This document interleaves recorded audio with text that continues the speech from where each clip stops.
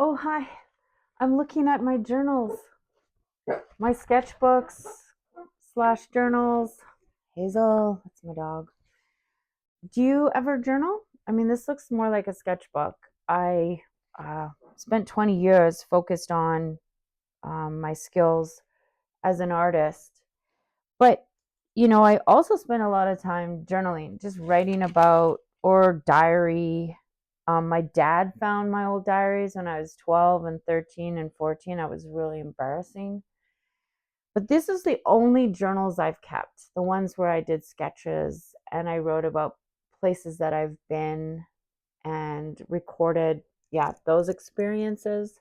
Because my other journals that were about my daily stuff or my emotions and what was difficult, I hated reading those again. I was like, ugh, that's not me anymore.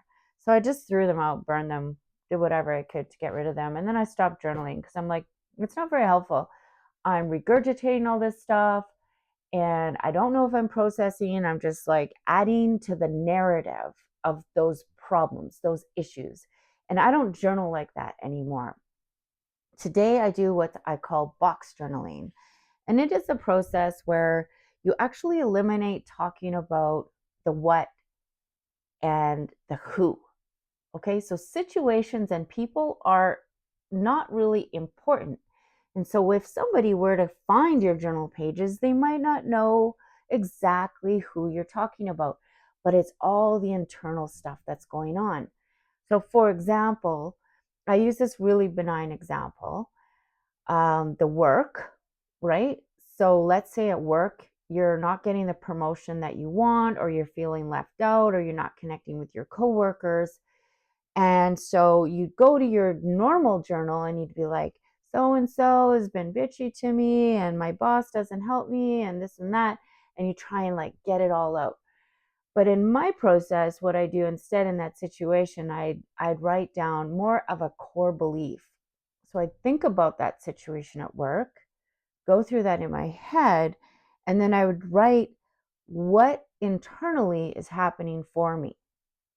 So I feel or I think nobody takes my opinion seriously at work.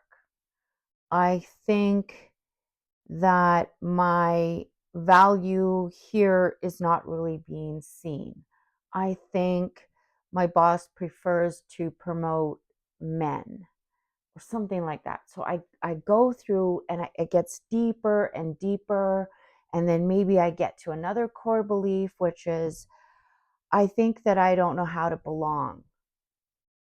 And, it just like gets right down to what is actually driving the emotion. And the emotion could be feeling inadequate, feeling anxious, uh, feeling isolated.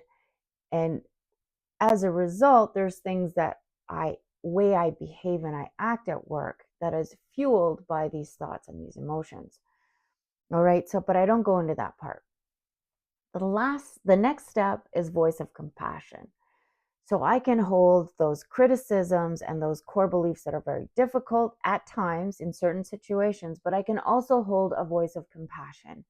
And that's where I talk to myself in the third person and I say, remember when you connected with your boss 3 weeks ago and you told him some idea and he said that was a really good idea and he's going to bring that to the team? Or remember when you went out for lunch and you had that great conversation with your coworker and you had a really good time? Like, find places where the evidence is not there. Or you say to yourself, when you try to reach out, you usually have good conversations.